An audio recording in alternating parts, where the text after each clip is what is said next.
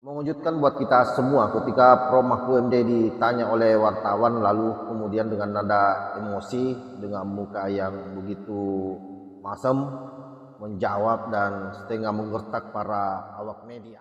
Mau tanya soal ini Pak Mahfud, Apalagi? Pak Jokowi kemarin ketemu dengan Pak Surya Paloh. Engkau ku hargai.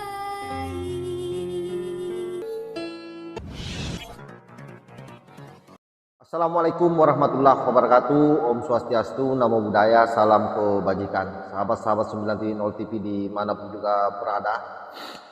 Tayangan tadi itu adalah merupakan potongan wawancara Prof. Mahfud MD setelah mengesahkan tim hukum TPM yang akan memperkarakan hasil Pilpres.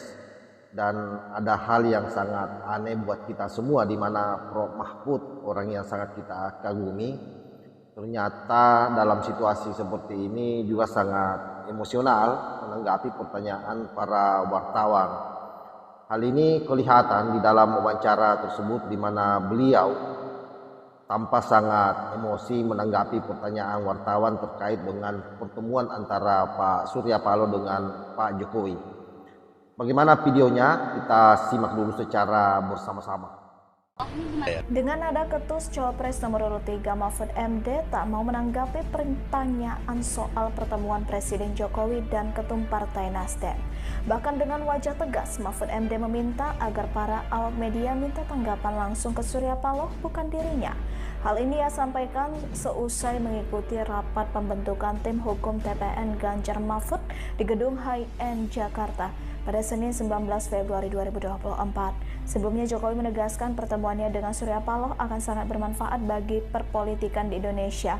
Ia mengaku bertindak sebagai penghubung atau jembatan untuk semua hal. Sebentar aja Prof. Tadi soal apa tadi itu tentang apa ya Pak kalau boleh tahu?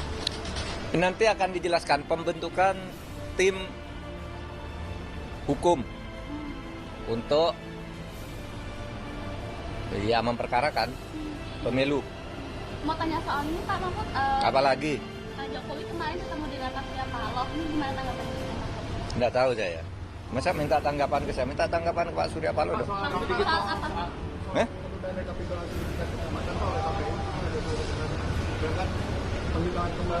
Iya ya, ikuti aja itu ya. Pak, Ikuti soal aja semua. Bapak yang soal Ganjar Mahfud masuk posisi ketiga gimana Pak? Ada strategi khusus Nggak apa apa-apa. gimana? Terima kasih ya Pak. Pak, kemarin ada pertemuan dengan Pak Surya Paloh semalam. Ya, pertemuan politik biasa. Bicara masalah politik juga biasa. Itu Bapak yang mengundang atau Pak Surya Paloh yang mengajukan diri? Saya kira dua-duanya tidak perlu harus siapa yang mengundang, siapa yang nggak perlu. Yang paling penting memang ada pertemuan dan itu akan sangat bermanfaat bagi perpolitikan kita, bagi negara. Saya kira yang paling penting itu. Harapan Bapak kepada Pak Surya Paloh apa? Ya, ditanyakan saja kepada beliau-beliau yang ada di PDI Perjuangan. Pak, ajakan ke Pak Nasdem apa Pak? Kalau Bapak harapan ke Pak Surya Paloh kepada Nasdem apa sih? Ini baru awal-awal. Nanti kalau sudah final, nanti kami sampaikan. Tapi itu sebetulnya saya itu hanya menjadi jembatan. Yang paling penting kan nanti partai-partai lah. Partai-partai. Dengan Pak Prabowo ikut berkoalisi. Jembatan untuk semuanya. Saya ingin menjadi jembatan untuk semuanya. Karena urusan apa itu urusan politik itu urusan partai-partai. Kita bisa bayangkan bagaimana kutusnya Prof. Mahfud ketika ditanya oleh wartawan soal agenda pertemuan antara Pak Jokowi dan Pak Surya Paloh. Sebagaimana yang saya sampaikan di awal tadi, beliau langsung nyeletuk mengatakan bahwa tanya langsung Pak Surya Paloh. Dan tentu ini bukan Prof. Mahfud yang kita kenal. Oleh karena itu saya kira memang dalam situasi seperti ini tidak ada memang orang yang tertahan dari serangan psikologi ya, karena memang sudah berdasarkan realcon yang ada, Pak Mahfud MD yang merupakan pasangan dari Pak Ganjar itu kalah telak dalam Pilpres kali ini, sehingga menjadi sangat wajar kalau kemudian beliau emosional saat ditanya oleh wartawan. Tetapi yang paling penting saya kira sahabat-sahabat semua adalah bahwa apapun hasil daripada Pilpres kali ini, bahwa rakyat Indonesia sudah sukses menyelenggarakan pemilu yang begitu besar. Tentu harapan terbesar kita adalah bagaimana seluruh elit politik mampu membawa diri, terutama dalam rangka membangun kesejukan di tengah-tengah masyarakat. Jangan sampai kemudian karena ulah para elit lalu terjadi lagi pembelahan antara anak bangsa.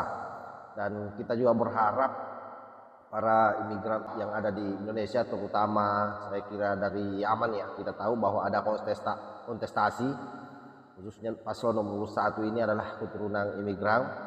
Nah, biasanya kalau keturunan imigran itu adalah kerjanya provokasi selama ini, apalagi ini terkait langsung dengan orang yang dia kagumi, orang yang merupakan asal daerahnya, asal negaranya, sama-sama sebagai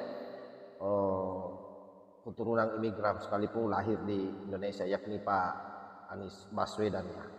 Apalagi baru-baru yang lalu ini kita sudah menyaksikan bagaimana Babe Aldo membangun provokasi di media sosial untuk menolak hasil Pilpres karena dianggap sebagai pemilu yang curang di depan KPU RI.